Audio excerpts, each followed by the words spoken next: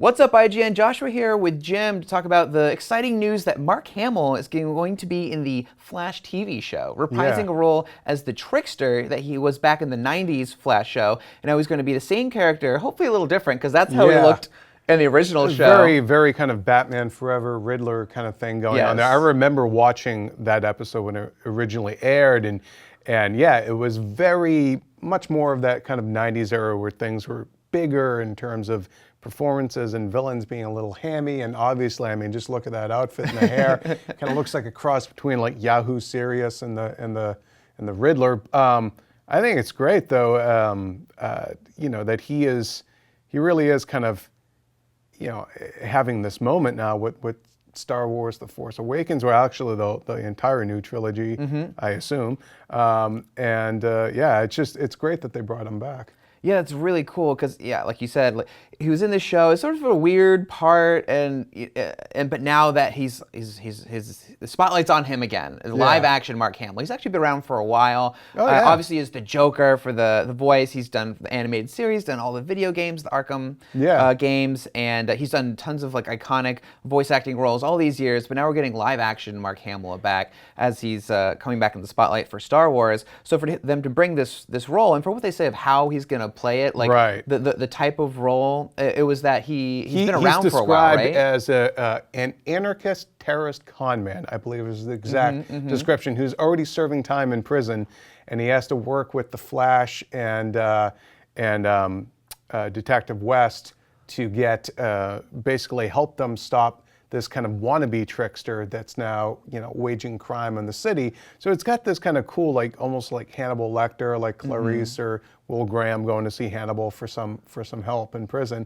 And so it does sound like it's going to be a much different take on this character. Yeah, I don't think it'll be the over-the-top kind of. I think they'll probably play it down, because the way they approach villains in The Flash has been very realistic. Like, everything's been very practical. Like, Captain Cold had like a costume in the comics of this blue like parka with the hood up and everything. Like a winter coat, but in the comics he's just wearing it just because he has a cold gun and it gets very cold. Like it's the same costume but in a more practical light. So I don't think we'll see him in the Joker pajamas.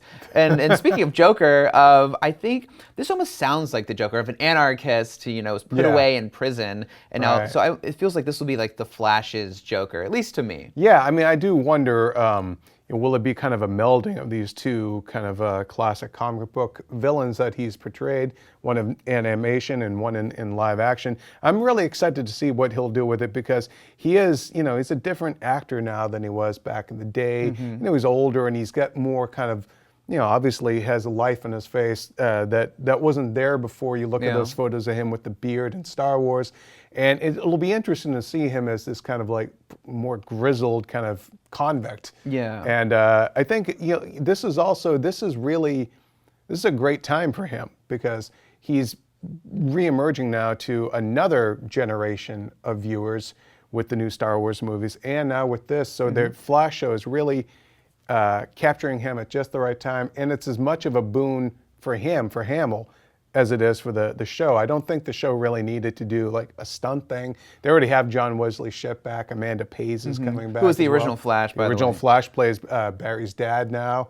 And then Amanda Pays is coming back as, I believe, Dr. McGee, I think. And, Dr. McGee. And so, there definitely seem to be a lot of fans of the original show over there on the new one. Do you think it's going to be a little too?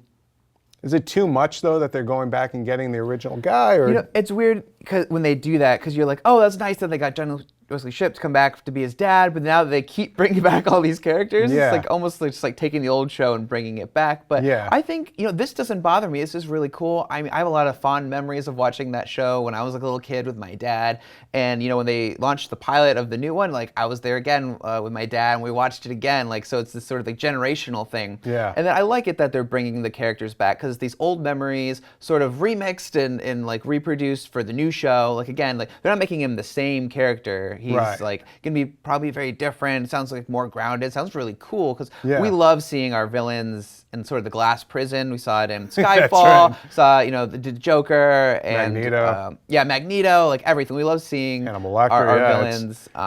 He's yet another one in the glass prison cage for all that. Loki, Also. Yes, Loki, of course. But yeah, no, I think this is an exciting time for Hamill and for Flash fans. I think it's really good. Yeah. So that's what we think of the news. Mark Hamill going to be in the upcoming Flash episode as the Trickster. Let us know what you think in the comments. And for all things Flash and Luke Skywalker, keep it locked to IGN.